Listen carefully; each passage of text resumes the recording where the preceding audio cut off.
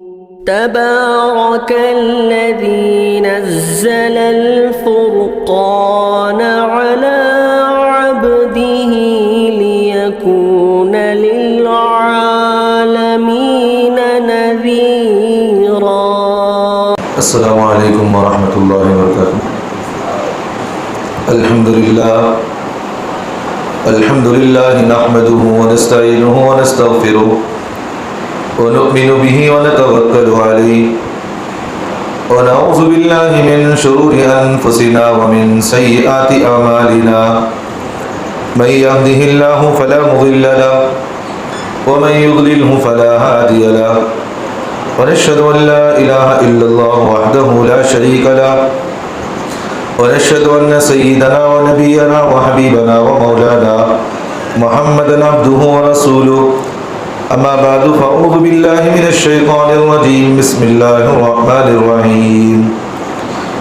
لقد رضي الله عن المؤمنين اذ يبايعونك تحت الشجرة فعلم ما في قلوبهم فأنزل السكينة عليهم وأثابهم فتحا قريبا. عن أبي سعيد الخدري رضي الله تعالى عنه قال قال رسول الله صلى الله عليه وسلم لا تسبوا أصحابي فوالذي نفسي بيده لو كان أحدكم أنفق مثل أحد ذهبا ما أدرك مد أحدهم ولا نصيفه أو كما قال عليه الصلاة والسلام. اللهم صل على محمد وعلى آل محمد وبارك وسلم. عزیز ساتھیو، اسلام میں اللہ تبارک و تعالیٰ نے ہر انسان کو ایک دوسروں کے حقوق ہر ایک چیز کو بتائے ہیں، اور اسلام ایک کامل و مکمل مذہب ہے. اس میں کسی بھی چیز میں کم و بیشی نہیں کی گئی، اور سرکار دو عالم صلی اللہ علیہ وسلم نے ہمیں اس بات کی تعلیم دیے ہیں کہ تم اللہ کے احکامات اور رسول اکرم صلی اللہ علیہ وسلم کے طریقے کے مطابق اپنی زندگیاں گزارو، اور کسی غیر مذہب کے لوگوں کی اتباع نہ کرو. کسی غیر مذہب والوں کی کسی بھی چیز میں، چاہے وہ ان کے شعار میں سے ہو، چاہے ان کے مذہب کی چیزوں میں سے ہو، کسی بھی چیز میں کیوں نہ ہو، اس میں ہمیں اتباع کرنے کا حکم نہیں ہے. اور جن کو وہ اپنا مذہب سمجھ کر وہ چیز کو عمل کرتے ہیں شریعت و مطہرہ کے اندر، ان میں ہمیں عمل کرنے کی اجازت نہیں ہے. اس لیے سرکار دو عالم صلی اللہ علیہ وسلم نے مسلمان کو اس بات کی تعلیم دیے ہیں کہ یہود جو قبرستان میں اپنے مردوں کو دفن کرتے ہیں، اس میں بھی اللہ کے رسول صلی اللہ علیہ وسلم نے ہمیں مخالفت کا حکم دیا کہ تم اپنے قبروں کے اندر مردوں کو اس طرح دفن کرو، اس کی ترتیب بتائی. اور یہاں تک کہ سرکار دو عالم صلی اللہ علیہ وسلم نے یہودیوں کی طرح ہمیں کھانے سے بھی منع فرمایا، اور یہاں تک کہ رسول اکرم صلی اللہ علیہ وسلم نے یہودیوں کی طرح چلنے سے، بیٹھنے سے، ان کی مشابہت اختیار کرنے سے، ہر چیز سے سرکار دو عالم صلی اللہ علیہ وسلم نے ہمیں منع فرمایا. یہاں تک کہ اللہ کے رسول نے صلی اللہ علیہ وسلم نے فرمایا داڑھی کو بڑھاؤ، مونچھوں کو کیا کرو، کم کرو، کترو. کیوں؟ اس لیے کہ یہود اپنی مونچھوں کو بڑھاتے ہیں. تو اللہ کے رسول صلی اللہ علیہ وسلم نے ہمیں ہر چیز میں وہ تعلیمات بتائے جس میں اللہ کے رسول صلی اللہ علیہ وسلم کی مخالفت ہو، تو ان چیزوں سے بچنے کا حکم فرمایا ہے. اس لیے حدیث مبارکہ کے اندر اللہ کے رسول صلی اللہ علیہ وسلم نے فرمایا خالف الیہود والنصارى، یہود و نصارہ کی مخالفت کرو. اور اسی کے ضمن میں سرکار دو عالم صلی اللہ علیہ وسلم نے ہمیں اس بات کی بھی تعلیم دیے ہیں کہ پورا مکمل اور پورا دین اور پورا مذہب میں نے تمہیں سکھا بھی دیا، سمجھا بھی دیا، اور عمل کر کے بھی میں نے تمہیں بتا دیا ہے. اب اس میں کسی بھی طریقے کی کم و بیشی نہیں کرنا ہے، اور جو چیز ہم نے تمہیں بتا دیا، جو چیز ہم نے تمہیں سکھا دیا، ان میں عمل کرنا، ان چیزوں کو جان کر عمل کرنا. اور اگر ان میں کبھی کم و پیشی ہو جائے، یعنی اگر اس کا علم نہیں ہے تمہارے پاس، تو جاننے والوں سے معلوم کر لیا کرو. اللہ تعالیٰ قرآن مجید میں فرماتے ہیں فَاسْأَلُوا أَهْلَ الذِّكْرِ إِن كُنتُمْ لَا تَعْلَمُونَ. اگر تمہارے پاس علم نہیں ہے کون سا چیز کیا ہمیں عمل کرنا ہے، اب فی الحال جو عمل ہم کر رہے ہیں، جو کام ہم کر رہے ہیں، اس کام کو صحیح طریقے پر کس طرح کیا جائے، شریعت کے دائرے میں کب کس طرح کیا جائے، تو اللہ تبارک و تعالیٰ نے ہمیں فرمایا فَاسْأَلُوا أَهْلَ الذِّكْرِ إِن كُنتُمْ لَا تَعْلَمُونَ. جب تم نہیں جانتے تو جاننے والوں سے سوال کرو، ان سے پوچھو کہ بھی یہ طریقہ کس طرح ہے، یہ ہمیں کیسے عمل کرنا ہے، کیا ہمیں ان چیزوں میں کم و بیشی کر سکتے نہیں کر سکتے. تو اللہ تبارک و تعالیٰ نے ہمیں حکم دیا ہے کہ تمہاری زندگی میں جاننے والے بھی موجود ہیں، عمل کرنے والے بھی موجود ہیں اور ماننے والے بھی موجود ہیں، تو تمہیں اس بات کا حکم دیا جاتا ہے کہ تم اپنی زندگیوں کے اندر جب بھی کوئی عمل کرنا ہو، جب بھی کوئی چیز کرنا ہو تو جاننے والوں سے پوچھ کر کیا کرو۔ اس سے نہ کبھی گمراہ ہو سکتے ہو، نہ تم کبھی ٹھوکر کھا سکتے ہو، نہ کبھی تم کسی کا دھوکہ کھا سکتے ہو، اس سے تم اطمینان کے ساتھ اپنی زندگیاں گزار سکتے ہو۔ اب ہمارے مسلمانوں کے اندر ایک چیز دیکھا جا رہا ہے کہ غیر مذہبوں کے لوگوں کے طور طریقے ہمارے مسلمانوں کے اندر حد سے زیادہ آنا شروع ہو گئے ہیں۔ جیسا کہ مثال کے طور پر میں اس لیے اس مضمون کو چھیڑ رہا ہوں کہ گزشتہ ہفتہ آپ نے دیکھا کہ محرم کی 10ویں تاریخ تھی۔ اب ہمارے کئی مسلمانوں نے ایک بات نعرہ لگایا کہ بھئی کئی ہمارے مسلمانوں کو بھی دیکھا گیا کہ وہ شیعہ کے لوگوں کے طور و طریقے کو اپنی زندگی کا مقصد بنا رہے ہیں۔ جیسا کہ شیعہ کو آپ نے دیکھا ہوگا محرم کے مہینے میں وہ کالے کپڑے نہیں پہنتے، کالے کپڑے پہنتے ہیں، سفید کپڑا نہیں پہنتے ہیں۔ تو ہمارے مسلمانوں کے اندر دیکھا دیکھی یہ ہو رہا ہے محرم کے مہینے میں وہ بھی کالا کپڑا ہی پہنتے ہیں اور یہ سمجھ کر پہنتے ہیں کہ یہ سکھ کا مہینہ ہے، حالانکہ سکھ کا مہینہ نہیں ہے۔ اور اسی طرح ہمارے مسلمانوں کے اندر دیکھا جا رہا ہے کہ ایک بات یہ کہی جاتی ہے کہ شیعہ اور مسلمان، شیعہ اور سنی ایک ہے، حالانکہ شیعہ سنی ایک نہیں ہے، ان کے عقائد، ان کے نظریات الگ ہیں، ہمارے نظریات الگ ہیں، ہمارے عقائد الگ ہیں جو قرآن و حدیث کے مطابق ہے۔ اب انہی میں سے دیکھا دیکھی ایک نیا فرقہ جو آیا شیعہ سے، ایک مولائی فرقہ ہے جس نے لوگوں کے درمیان اہل سنت کے نام پر نئے نئے فتنے وجود میں لا رہا ہے اور لوگوں کے درمیان اہل بیت کے نام پر حضرات صحابہ کی نفرتیں پیدا کر رہا ہے۔ ایک تو یہ ہے کہ اپنے مذہب کا نام لے کر لوگوں کے درمیان نفرتیں پیدا کرو تو ہر آدمی ماننے کے لیے تیار ہو جاتا، ہوتا نہیں ہوتا ہے۔ اگر کسی غیر مذہب کا نام لے کر، غیر مسلک کا نام لے کر، غیر فرقے والوں کا نام لے کر اگر کوئی آدمی نام لے کر، اگر سہارا لے کر اگر بات کو پہنچاتا ہے تو کوئی نیا فرقہ آ کر کہتا ہے تو آدمی اسے قبول نہیں کرتا۔ جیسا کہ مثال کے طور پر شیعہ ایک پرانا فرقہ ہے اور شیعہ سے نکلا ہوا ایک فرقہ خارجی فرقہ ہے، انہی میں سے دیکھا دیکھی موجودہ زمانے میں گنڈوں کی ایک جماعت جو بنی ہوئی ہے مولائی فرقہ، جسے جو ہے ان کا مقصد ہی کیا کہ لوگوں کے ساتھ گنڈا گردی کرنا، جو کوئی ان کے خلاف اگر ان کی غلط حرکتوں کو لوگوں کے سامنے بیان کرتے تو ان کو جو ہے دھمکیاں دینا کہ ہم تمہیں اسٹیشن میں ڈال دیں گے، ہم تمہیں مار دیں گے، ہم تمہیں یہ کر دیں گے۔ جو بندہ علمی صلاحیت نہیں رکھتا انہیں جو ہے مارنے پر اتر آتا ہے۔ اور یہ دھمکیاں دینا یہ سرکار دو عالم صلی اللہ علیہ وسلم کو 1400 سال پہلے، 1500 سال پہلے اللہ کے رسول صلی اللہ علیہ وسلم کو اللہ کے رسول صلی اللہ علیہ وسلم کو اور حضرات صحابہ کو مکے میں بھی یہ دھمکیاں دیا کرتے تھے اور مدینہ کے اندر بھی یہود اللہ کے رسول کو یہی دھمکیاں دیا کرتے تھے کہ ہم تمہیں قتل کر دیں گے، مار دیں گے۔ بالآخر سرکار دو عالم صلی اللہ علیہ وسلم کو زہر بھی دیا گیا اور اللہ کے رسول صلی اللہ علیہ وسلم کو مارنے کی بھی کوششیں کی گئی۔ تو یہ میں بتانا یہ چاہ رہا ہوں کہ نئے نئے فرقے آتے ہیں اور اپنے نظریات لوگوں کے درمیان ڈالنا شروع کر دیتے ہیں۔ اب لوگوں کو بہکانے کا اگر آسان طریقہ ہے تو اپنے نام کے ساتھ اہل سنت لگا لو تاکہ لوگ اہل سنت کے نام سے آدمی کو گمراہ کرنا آسان ہو جائے۔ تو بہرحال اب دیکھا دیکھی ہمارے جو ہے اسلام کے اندر ہمارے اہل سنت والجماعت احناف دیوبند کے اندر ایک نیا فرقہ پیدا کرنے کی کوشش کی جا رہی ہے اور یہ آوازیں لگائی جا رہی ہیں کہ شیعہ سنی ایک ہے، شیعہ سنی بھائی بھائی ہیں، شیعہ سنی جو اپنے نظریات میں ایک ہیں۔ خدا کی قسم کبھی مسلمان اہل سنت والجماعت کبھی شیعہ کے نظریات سے اتفاق نہیں کرے گا، کبھی شیعہ کے ان کے عقائد سے اتحاد نہیں کرے گا۔ شیعہ کے نظریات الگ ہے، شیعہ وہ فرقہ ہے جس نے حضرات صحابہ کو ڈنکے کے چوٹ پر حضرات صحابہ کی مخالفت کی ہے، یہاں تک کہ اللہ اس کے رسول کی مخالفت کی ہے، یہاں تک کہ حضرات صحابہ کو علل اعلان گالیاں دیتے ہیں۔ میں آپ کو بتاؤں گا یہ شیعہ کے لوگ، شیعہ فرقے کے ان کے عقائد، ان کے نظریات کیا ہے۔ تو بہرحال آج ہمیں سمجھنا یہ چاہیے یہ جو شیعہ فرقہ ہے اس کے نظریات کیا ہے، اس کے عقائد کیا ہے اور کن لوگوں کو مانتے ہیں اور یہ کن لوگوں کو جو ہے ان باتوں کو مانتے ہیں اور اسلام کے اندر غیر غلط چیزوں کو ڈال کر اہل سنت والجماعت سے تعلق رکھنے والوں کو کس طرح گمراہ کر رہے ہیں اور ہمارا مسلمان اہل بیت کے نام پر کس طرح ہمارا مسلمان دھوکہ کھا رہا ہے، یہ بھی میں آپ کے سامنے بتاؤں گا۔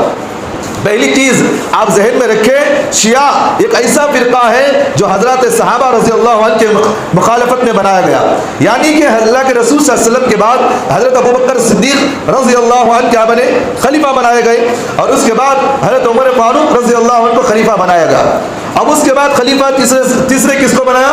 حضرت عثمان غنی رضی اللہ عنہ کو خلافت ملی. اس کے بعد حضرت عثمان غنی کے بعد حضرت علی کرم اللہ وجہہ کو خلیفہ بنایا گیا.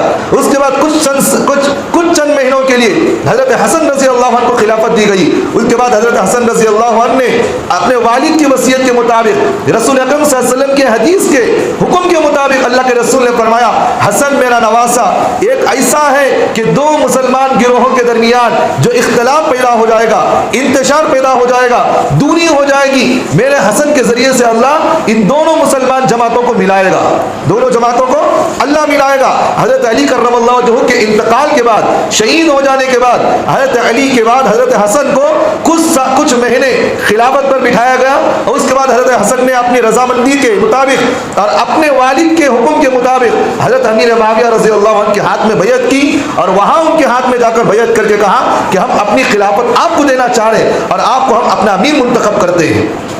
تو یہ چیز اہل سنت والجماعت ہر چیز ان کو مانتی ہے. اور ہمارا ایک نظریہ بھی یہی ہے کہ حضرات صحابہ جنتی ہے اور حضرات صحابہ کی مخالفت ہمیں کبھی جو ہے برداشت نہیں کریں گے.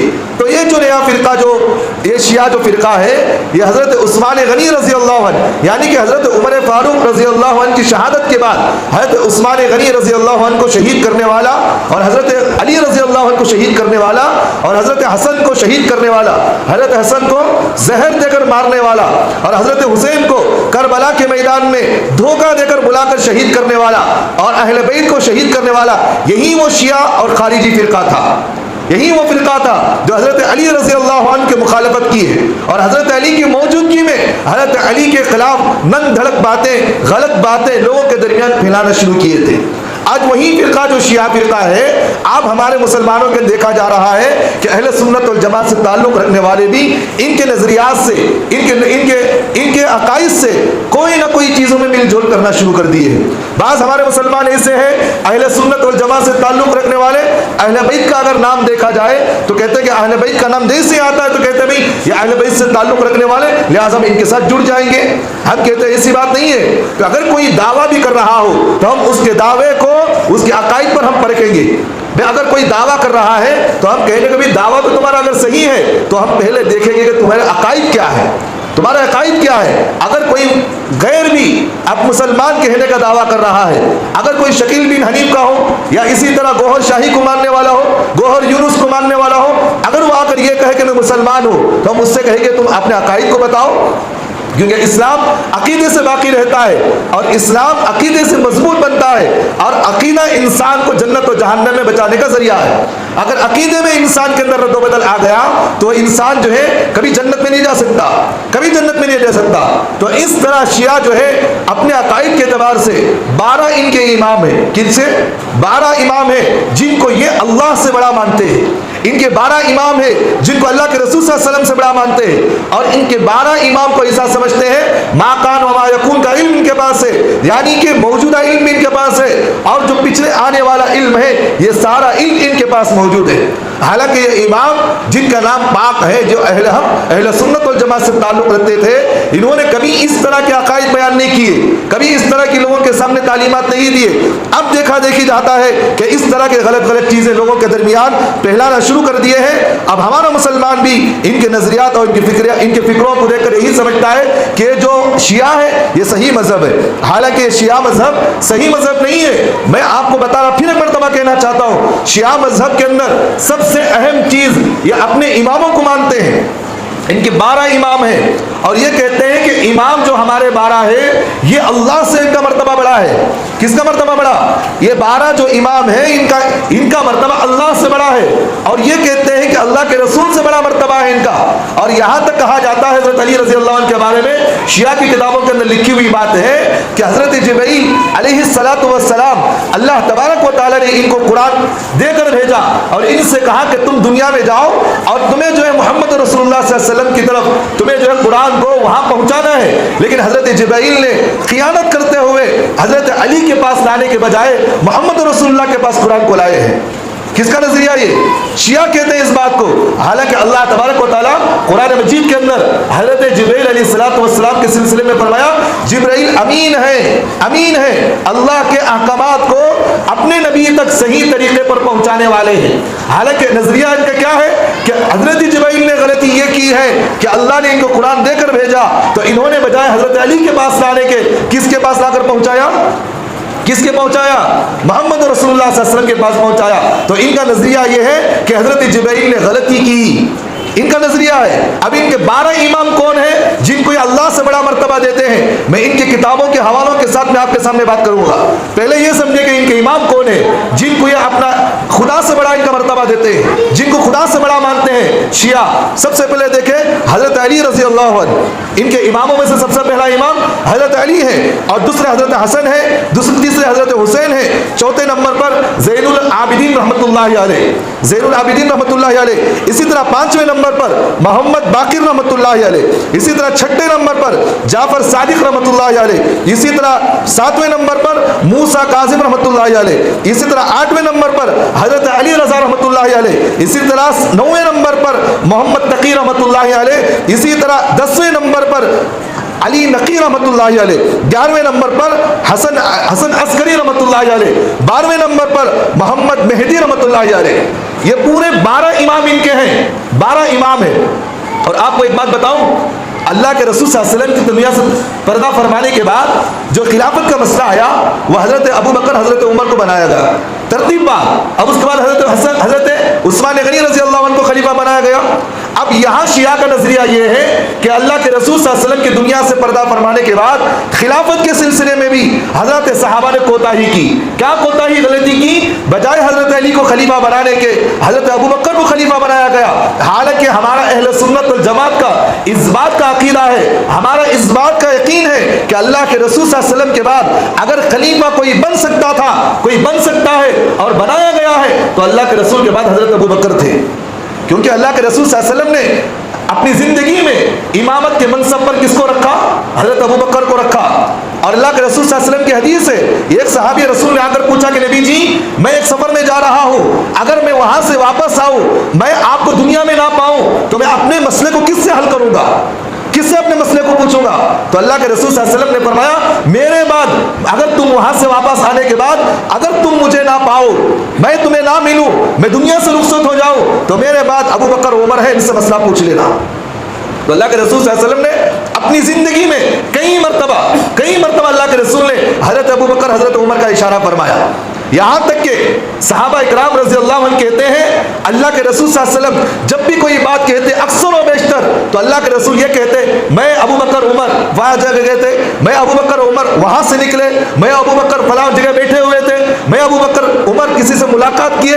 تو اللہ کے رسول صلی اللہ علیہ وسلم نے اپنی زندگی میں اپنے بعد اشارتاً حضرات صحابہ کو بتا کر چلے گئے میرے بعد اگر کوئی خلافت کا منصب سنبھال سکتا ہے، میرے بعد امت کو کوئی سنبھال سکتا ہے تو وہ ابو بکر ہے جن کے پاس اللہ نے وہ صلاحیتیں دے رکھی ہیں. اور جس وقت حضرت ابو بکر حضرت عمر کو خلیفہ بنایا گیا اس وقت حضرت علی بھی موجود تھے نہیں تھے. اور حضرت علی رضی اللہ عنہ کیا ایسے بہادر صحابی نہیں ہے کہ ان کے سامنے غلطی ہو رہی ہو اور وہ خاموشی اختیار کر لے؟ بھئی صحابہ اکرام رضی اللہ اجمعین ان کے سامنے کوئی غلط کام ہو رہا ہو کیا حضرت صحابہ خاموش بیٹھ جائیں گے؟ نہیں بیٹھیں گے. یہاں تک کہ میں آپ کے سامنے ایک مثال پیش کرتا ہوں. حضرت عمر فاروق رضی اللہ عنہ ایک مرتبہ خطبہ دے رہے تھے ممبر رسول پر کھڑے ہو کر. حضرت عمر کے پاس 2 چادریں تھی، ایک چادر سے انہوں نے تہبند بنایا ہوا تھا، لنگی پہنے ہوئے تھے، ایک چادر انہوں نے اپنے اوپر اوڑھ رکھا تھا. تو حضرت عمر جب ممبر رسول پر کھڑے ہو کر بیان کر رہے تھے تو اس درمیان میں کسی نے پوچھا کہ عمر ہم آپ سے سوال کرتے ہیں بیت المال سے جو مال تقسیم کیا گیا سب کو ایک چادریں ملی، تمہیں کہاں سے 2 چادریں مل گئی؟ کون سوال کر رہے ہیں؟ ایک ادنا سے صحابی حضرت عمر کو سوال کر رہے ہیں. تو غلط کو غلط کہنا، صحیح کو صحیح کہنا، حضرات صحابہ کے اندر یہ چیز موجود تھی. اگر حضرت ابو بکر حضرت عمر عثمان غنی رضی اللہ اجمعین اگر غلط تھے تو کیا حضرت علی رضی اللہ عنہ خاموش رہتے؟ نہیں رہتے. وہ غلط کو غلط کہتے تھے لیکن مانتے تھے کہ میرے بعد میرے سے پہلے اگر کوئی خلافت کے منصب کو سنبھال سکتا ہے تو اللہ کے رسول کے بعد ابو بکر ہے، عمر ہے، اس کے بعد حضرت عثمان ہے، میں اس کے بعد اہل ہو سکتا ہوں اگر سب اجتماعی طور پر مجھے اگر امیر منتخب کرے. تو بہرحال یہ بڑا خلافت کا مسئلہ ہے. تو میں آپ کے سامنے بتانا چاہ رہا ہوں شیعہ جو ہے ان 12 اماموں کو اللہ سے بڑا مرتبہ ان کا دیتے ہیں، اللہ سے بڑا مرتبہ. یہاں دیکھیں حضرت علی رضی اللہ عنہ، ان کے بیٹے کون ہیں؟ حضرت حسن اور حضرت حسین۔ زین العابدین رحمۃ اللہ علیہ یہ کس کے بیٹے ہیں؟ یہ حضرت حسن کے بیٹے ہیں۔ اور زین العابدین رحمۃ اللہ علیہ کے بیٹے کون؟ محمد باقر رحمۃ اللہ علیہ۔ اسی طرح حضرت محمد باقر کے بیٹے کون ہیں؟ جعفر صادق، اور جعفر صادق کے بیٹے حضرت موسیٰ کاظم رحمۃ اللہ علیہ، اور موسیٰ کاظم کے بیٹے کون؟ علی رضا ہے، اور علی رضا کے بیٹے محمد تقی ہیں، اور محمد تقی کے بیٹے محمد علی نقی ہیں، اور محمد علی نقی کے بیٹے محمد حسن عسکری رحمۃ اللہ علیہ۔ یہ 11 امام ہو گئے۔ 12ویں امام کون؟ امام مہدی رحمۃ اللہ علیہ، جو قیامت کے قریب آئے گی۔ یہ ان کو کیا کہتے ہیں کہ یہ لوگ اللہ سے بڑا مرتبہ ان کو دیتے ہیں۔ اتنی بات تو سمجھ میں آ گئی آپ کو؟ اب سنیں، شیعہ کی کتابوں کے اندر جو بات لکھی ہوئی ہے، یہ بات یہ لوگ ان کے ذہن میں کیا ہے؟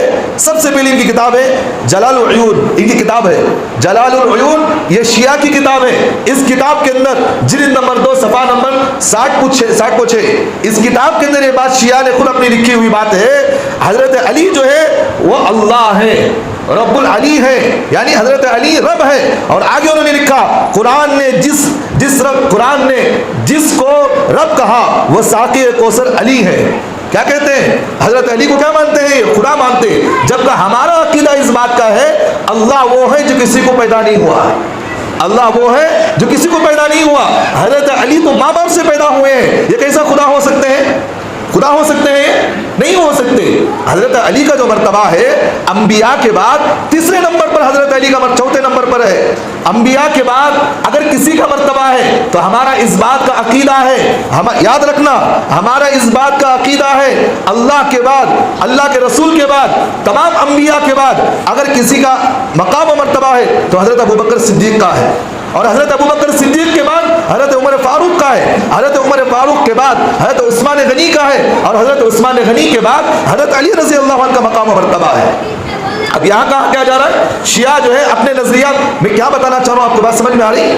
بھائی پہلے اپنے عقیدے کو مضبوط کرو۔ کون سا فرقہ ایسا ہے جو ہمیں اہل سنت والجماعت سے تعلق رکھنے والوں لوگوں کو دھوکہ دینے کے لیے کیا کیا طریقے سے ہمیں جو غلط طریقے پر ڈالتا ہے؟ اور ایک بات ذہن میں رکھو، اللہ کے پاس انسان کی نجات عقیدے کی صحیح اور درستگی کے بعد ہی انسان کی اللہ نجات دیتے ہیں۔ اگر اس کا عقیدہ صحیح نہیں ہے، یاد رکھنا، انہیں پوری زندگی نماز پڑھے تو اس کی نماز قابل قبول نہیں ہوگی۔ صحیح مسلم کی روایت ہے، سرکار دو عالم صلی اللہ علیہ وسلم نے فرمایا، حضرات صحابہ سے فرمایا، اے میرے صحابہ، تمہارے بعد کچھ لوگ ایسے بھی ہوں گے اور تمہارے درمیان کچھ ایسے بھی لوگ ہوں گے جن کی داڑھی، ٹوپی، جبہ اور ان کا عمامہ تمہارے سے زیادہ خوبصورت ہوگا، اور ان کی عبادتیں، ان کی نماز روزہ تمہارے سے زیادہ کیے جائیں گے، لیکن وہ اللہ کی نظر میں ایسے کمتر ہوں گے، ایسے ذلیل ہوں گے جس کی کوئی حیثیت بیان نہیں کی جا سکتی۔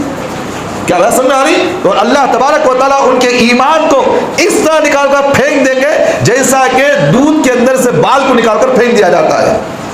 بال سفید چیز ہے نا، دودھ جو سفید چیز ہے، بال کالا ہوتا ہے، تو دودھ کے اندر جس طرح سفیدی میں کالا بال پڑا ہوا ہو تو کالے بال کو نکال کر پھینک دیا جاتا ہے، اسی طرح ان کا ایمان کو اللہ جو ہے وہاں سے نکال کر پھینک دیں گے، اور وہ اللہ کی نظر میں کوئی ان کی قدر و قیمت نہیں ہوگی۔ تو بتانا یہ چاہ رہا ہوں، یہ نام کے اعتبار سے ٹوپی جبہ پہن کر، عمامہ پہن کر اہل بیت کا دعویٰ تو کر رہے ہیں، لیکن ان کے اندرونی عقائد کو دیکھو، یہ کیا کہنا چاہ رہے ہیں۔ اب ہمارا مسلمانوں کے اندر ایک جو ہے اہل سنت والجماعت کے نام سے یہ جو نیا فرقہ شروع ہوا، مولائی فرقہ، یہ فرقہ بھی میں بار بار کہہ رہا ہوں، یہ فرقہ بھی شیعہ کا ہی فرقہ ہے، شیعہ کا ہی فرقہ ہے یہ، اور اس نے خود محرم کی 10ویں تاریخ کو ہمارے بنگلور کے اندر کھڑے ہو کر اس بات کا اعلان ان لوگوں نے کیا، شیعہ جو ہے شیعہ سنی بھائی بھائی کہا، شیعہ سنی بھائی بھائی، جبکہ ہمارا جو ہے عقیدہ الگ ہے، شیعہ کا عقیدہ الگ ہے۔ اب ان کی زبان سے سنے خود کہ ہمارا نظریہ وہی ہے جو شیعہ کا نظریہ ہے۔ اور اسی طرح شیعہ کے نظریات کے اندر یہ بات بھی ذہن میں رکھو کہ ان کے نظریات کے اندر یہ ہے، حالات کے مطابق علی کو مصائب میں پکارنا سنت انبیاء اور قرآن کا حکم ہے۔ یہ کیا بول رہے ہیں بھائی؟ ہمارے اوپر اگر حالات آ جائے ہم کسے پکاریں گے؟ کسے پکاریں گے؟ اللہ کو پکاریں گے۔ ہاں سمجھ میں آ رہی بات؟ تو یہاں یہ کہا جا رہا ہے کہ علی کو پکارنا، جیسا کہ ہمارے کئی مسلمانوں کو ہم دیکھتے ہیں جو اہل سنت و جماعت سے تعلق رکھنے والے، بیٹھے تو بھی علی، اٹھے تو بھی علی، بولتے نہیں بولتے یا علی، دروازوں پر لکھا رہتا یا علی، دکانوں پر لکھا ہوا رہتا یا علی، اور جو ہے اسی طرح کہاں لکھا رہتا؟ گاڑیوں پر لکھا رہتا یا علی۔ یا علی کا مطلب کیا ہے آپ بتاؤ مجھے؟ یا کا مطلب یہ ہے کہ ہم اس کو سامنے پا رہے ہیں، ہم اسے مخاطب ہیں۔ یا صرف اللہ کے لیے کہا جاتا ہے۔ کس کے لیے کہا جاتا ہے؟ اللہ ہمارے سامنے حاضر و ناظر ہے، ہم کبھی بھی آواز دیں گے یا اللہ، ہم اللہ کو پکاریں گے، یا علی کو نہیں پکارا جاتا، کیونکہ علی کبھی ہمیشہ ہمارے سامنے نہیں ہوں گے۔ علی دنیا سے چلے گئے، اپنے قبر اطہر کے اندر ہے، لیکن اللہ کی ذات وہ ہے جو ہر جگہ محیط ہے، اللہ ہر جگہ موجود ہے، ہم اللہ کو پکاریں گے، علی کو نہیں پکارا جائے گا۔ اب مسلمانوں کے اندر دیکھیں، ہمارے مسلمان اہل سنت والجماعت کے اندر دیکھیں، کئی لوگوں کو دیکھا جاتا اٹھے تو بھی علی، بیٹھے تو بھی علی۔ بھئی زبان سے اللہ کا جملہ نکالو، اللہ کہنے سے ثواب ملتا ہے، اللہ کہنے سے اللہ کی محبت پیدا ہوتی ہے۔ علی جو ہے ہم مانتے ہیں، ہم حضرت علی کو مانتے ہیں، ان کو صحابی رسول مانتے ہیں، داماد رسول مانتے ہیں، ہم ان کو اپنے آنکھوں اپنے سر کا تاج سمجھتے ہیں، لیکن مقام و مرتبے کے اعتبار سے یہی دیکھی جائے تو اللہ کا مقام و مرتبہ بندوں سے بڑا ہے۔ حضرت علی بندے ہیں، حضرت علی انسان ہے، خدا نہیں ہے۔ اب ان کی شیعہ کی کتاب کے اندر یہ بھی دیکھو بات لکھی ہوئی ہے، خدا جب راضی ہوتا ہے، شیعہ کی کتاب کے اندر لکھی ہوئی بات کہہ رہا ہوں، مصنف جو ہے علامہ محمد شبیر انصاری، یہ شیعہ کی کتاب کے اندر لکھی ہوئی بات میں کہہ رہا ہوں، تاریخ اسلام صفحہ نمبر 160-3 کے اندر یہ بات لکھی ہوئی ہے۔ یہ بات کہتے ہیں خدا جب راضی ہوتا ہے تو فارسی میں باتیں کرتا ہے، خدا جب راضی ہوگا تو کس میں باتیں کرتا ہے؟ فارسی میں جب خدا خوش ہو گیا تو فارسی میں بات کرتا ہے۔ اور آگے انہوں نے لکھا خدا جب ناراض ہوتا ہے تو عربی میں باتیں کرتا ہے، عربی میں باتیں کرتا۔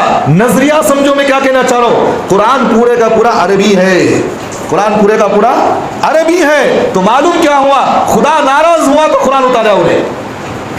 بات سمجھ میں آ رہی؟ بس سوچو تو صحیح کیا کہنا چاہ رہے۔ اسی طرح ان کی بات ایک کتاب یہ لکھی ہوئی ہے، انہی کتاب کے اندر لکھی ہے، ہاتھی کے دانت کھانے کے اور دکھانے کے اور ہوتے ہیں، ان کی کتاب کا نام ہے یہ، صفحہ نمبر اسی طرح 40 صفحہ نمبر کے اندر یہ بات لکھی ہوئی ہے، علی سے دعا مانگنا شرک نہیں بلکہ خاتم النبی صلی اللہ علیہ وسلم کی سنت ہے۔ اللہ کے رسول نے حضرت علی کے وسیلے سے دعا مانگے، حالانکہ کہیں سے حدیث سے ایسی بات ثابت نہیں ہے۔ اسی طرح ان کی ایک کتاب ہے تذکرۃ الائمہ، ایک شیعہ کی کتاب ہے، اسی کتاب کے اندر لکھا ہے صفحہ نمبر 50-3، اس میں بات لکھی ہوئی ہے خدا نے جبرائیل علیہ السلام کو علی کی طرف بھیجا، علی کی طرف بھیجا، وہ غلطی سے محمد رسول اللہ صلی اللہ علیہ وسلم کی طرف چلے گئے۔ کیا چلے گئے؟ یعنی کہ اللہ نے آسمان سے خدا جو ہے قرآن اتار رہے تھے تو حضرت جبرائیل سے کہا کہ قرآن لے جاؤ، تو حضرت علی کیا کرے، غلطی سے بجائے علی کے پاس جانے کے اللہ کے رسول کے پاس چلے گئے۔ ان کا نظریہ ہے، اللہ لکھا ہے خدا نے جبرائیل کو علی کی طرف بھیجا تھا، وہ غلطی سے محمد رسول اللہ کی طرف چلے گئے۔ اور آگے انہوں نے لکھا خدا تعالیٰ نبی اور علی اور فاطمہ اور حسن حسین میں اتر آیا اور علی اللہ ہے۔ کیا کہتے ہیں؟ خدا جو ہے کس کے اندر اتر آیا؟ اللہ کے نبی کے اندر اتر آیا، علی کے اندر اتر آیا، حسن اور حسین کے اندر اتر آیا، یہاں تک کہ ان کی کتاب کے اندر جو لکھا ہے تذکرۃ الائمہ صفحہ نمبر 50-3 کے اندر لکھا ہے علی خود خدا ہے۔ یہ ہو سکتا کہیں؟ اس لیے میں آپ سے کہہ رہا ہوں نظریات کو سمجھو، کیا کہنا چاہ رہے ہیں ہم، یہ ہمیں آپ کو دھوکہ دینا مقصد نہیں ہے، ہمیں کسی کو دھوکہ دینا نہیں چاہ رہے، پہلے اپنے دین کی ایمان کی حفاظت کرو، اپنے عقیدے کی حفاظت کرو۔ اب یہاں ایک دوسری بات یہ بھی ذہن میں رکھے، آپ کو معلوم ہو گیا کہ شیعہ جو ہے 12 اماموں کو کیا مانتے ہیں، وہ خدا سے بڑا مرتبہ دیتے ہیں۔ اچھا ایک بات ذہن میں رکھے، یہ 12 امام جو مانتے ہیں نا شیعہ، ان میں سے جو آخری جو ہے محمد عسکری، ہم اہل سنت اور جماعت تاریخ کی کتابوں سے جو پڑھے ہوئے مانتے ہیں محمد عسکری وہ جو ہے بچپن ہی میں انتقال ہو گئے تھے۔ 11ویں جو امام ان کو مانتے ہیں محمد عسکری وہ بچپن میں انتقال ہو گئے، لیکن شیعہ کی کتابوں کے اندر لکھی ہوئی بات ہے محمد عسکری سے پیدا ہوئے امام مہدی پیدا ہوئے ہیں، جبکہ امام مہدی کب آئیں گے؟ قیامت کے قریب آنے والے ہیں۔ اور یہ کہتے ہیں اللہ اکبر، اللہ حفاظت کرے، ان کی کتابوں کے اندر لکھی ہوئی بات ہے امام مہدی جب دنیا کے اندر آئیں گے الیاذ باللہ ثم اعوذ باللہ، حضرت ابو بکر حضرت عمر کو اٹھا کر پھانسی کے پندے پر چڑھا دیں گے، قبر سے کھود کر نکالیں گے۔ یہاں تک کہ حضرت ام عائشہ صدیقہ رضی اللہ کے بارے میں لکھے ہیں کہ حضرت ام عائشہ صدیقہ کو قبر سے نکال کر، یہ شیعہ لکھے ہیں، قبر سے نکال کر حضرت ام عائشہ کو سولی پر چڑھایا جائے گا، علل اعلان سب کے سامنے کوڑے مارے جائیں گے۔ یہ ہمارا ایمان گوارا کرتا ہے اس بات کو سن کر؟ بھئی اہل بیت سے ہم محبت کرنے والے، صحابہ سے محبت کرنے والے، صحابہ ہمارا ایمان ہے. اگر اللہ کے رسول کے درمیان حضرات صحابہ کو ہٹا دیا جائے تو قرآن کہاں سے پہنچا ہم نا؟ حدیث کہاں سے آئی؟ کون پہنچایا ہمیں؟ اللہ کے رسول کے بعد حضرات صحابہ ہی کی جماعت ہے جس نے ہم تک قرآن کو پہنچایا، ہم تک حدیث کو پہنچائے. اور اللہ کے رسول نے فرمایا میرے صحابہ ستاروں کے مانند ہیں، اصحابک النجوم فبأیہم اقتدیتم اہتدیتم. اللہ کے رسول نے فرمایا میرے صحابہ ستاروں کے مانند ہیں، ان میں سے کسی ایک کی بھی اتباع کر لو تم جنت کو چلے جاؤ گے. بات سمجھ میں نہیں آ رہی؟ اسی طرح شیعہ کی ایک کتاب ہے جس میں انہوں نے لکھا اللہ کے رسول صلی اللہ علیہ وسلم کی ختم نبوت پر بھی انہوں نے انگلیاں ڈالی. کہا کہ اللہ کے رسول کی ختم نبوت، بھئی ہمارا ایمان کیا، ہمارا عقیدہ کیا؟ اللہ کے رسول کے بعد کوئی دنیا میں نبی نہیں آ سکتا، پیدا نہیں ہو سکتا. نبی آئیں گے، کون آئیں گے؟ حضرت عیسیٰ علیہ السلام آسمان سے آئیں گے، لیکن پیدا کوئی نہیں ہو سکتا، کوئی پیدا نہیں ہو سکتا.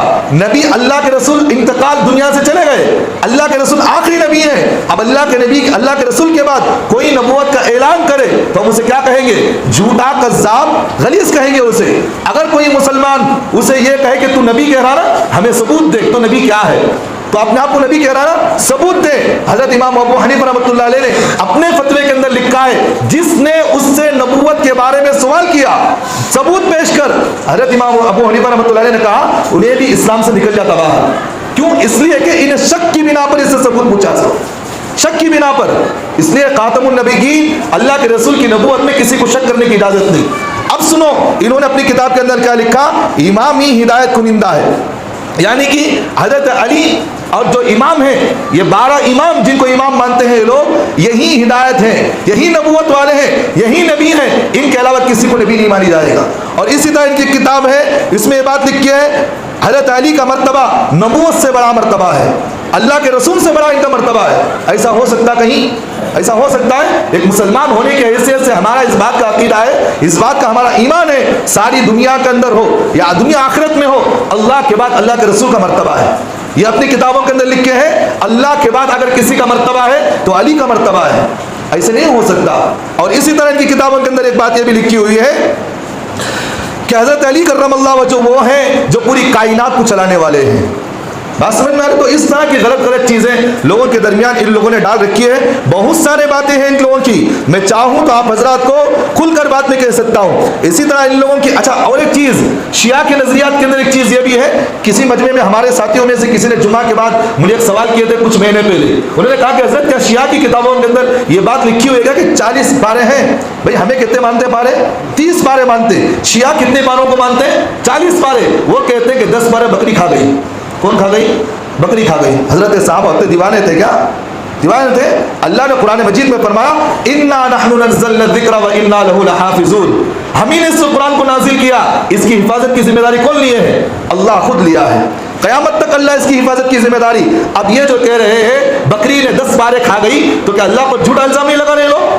اب یہ نہیں کہا جا رہا کہ اللہ نے جو ہمیں کہا کہ قرآن کی حفاظت کر رہے، یہ 10 پارے تو چھوٹ گئے آپ کے. تو ایک بات ان کی کتابوں کے اندر لکھی ہوئی ہے، اصول کافی ان کی کتاب ہے جلد نمبر 2 صفحہ نمبر 616 کے اندر یہ بات لکھی ہوئی ہے اصل قرآن میں 17,000 آیتیں ہیں. کتنے ہزار آیتیں ہیں؟ 17,000. اب ہم لوگوں نے کتنی آیتیں سنے ہیں؟ 6,660 پوچھے آیتیں ہم لوگوں نے سن رکھے ہیں اور جانتے بھی ہیں کتنی آیتیں ہیں، اور بھی اس آیتوں کے اندر رد و کم و بیشی اختلاف الگ ہے. لیکن یہ بات کہتے ہیں کہ قرآن کا اصل حصہ حضرات صحابہ نے چھپا دیا، حضرات صحابہ کھا گئے، حضرات صحابہ نے جو ہے اپنی بکریوں کو کھلا دیا. اس طرح کی غلط باتیں.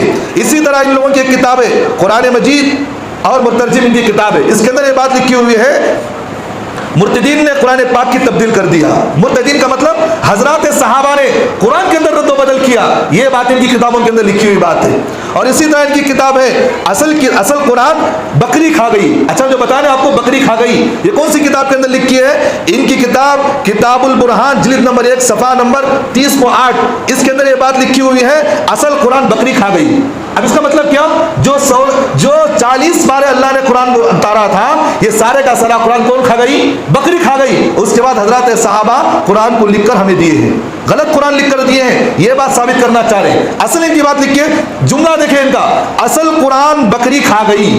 جو بکری کھا گئی، اب جو قرآن ہمارے پاس موجود ہے وہ اصل قرآن نہیں ہے ان کے نظریے کے مطابق. اور ان کی اسی طرح یہ بات لکھی ہے، ان کی کتاب ہے قرآن مجید مترجم، صفحہ نمبر 470 پر 9، اس کے اندر یہ بات لکھی ہوئی ہے قرآن پاک میں شراب خور خلفاء نے تبدیل کیا ہے، استغفر اللہ، کیا لکھا؟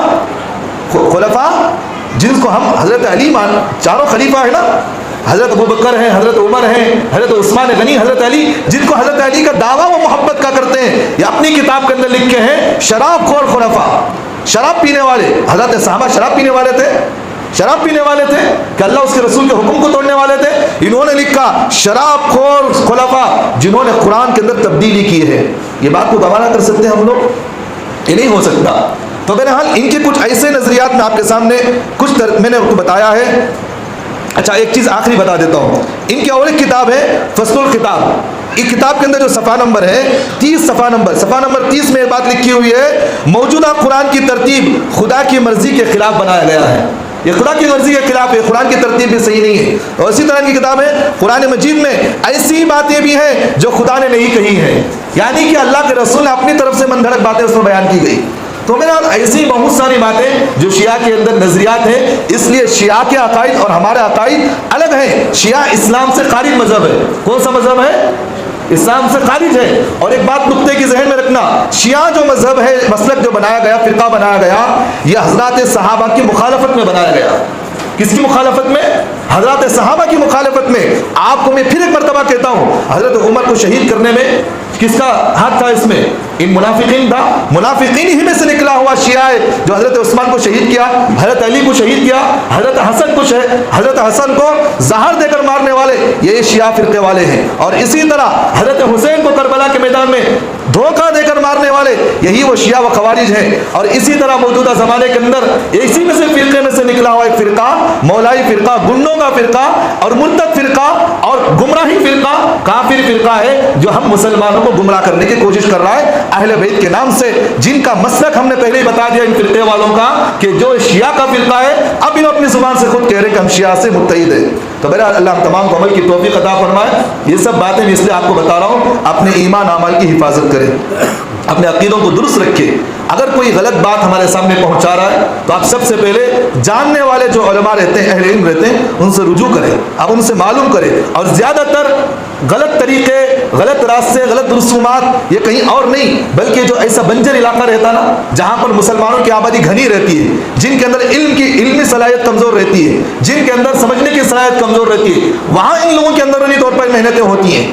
تو اس طرح اگر کسی کو بھی پکڑا جائے، کوئی بھی اگر مل جائے تو مسجد کے علماء سے ملاقات کرو، امام سے ملاقات کرو، ان سے کہو کہ اس طرح کے نظریات ہمارے سامنے ڈال رہا ہے۔ اگر کوئی اس طرح آپ کے سامنے آئے، قسم خدا کی میں علل اعلان آپ کے سامنے کہہ رہا ہوں، بلاؤ ہمارے سامنے بات کرنے کے لیے۔ کئی مرتبہ میں نے ڈنکے کی چوٹ پر میں نے میڈیا کے اندر بھی کہا اگر تمہارے اندر ہمت ہے تو آؤ ہمارے سامنے بیٹھ کر بات کرنے کے لیے، لیکن کبھی ہمارے سامنے نہیں آتے۔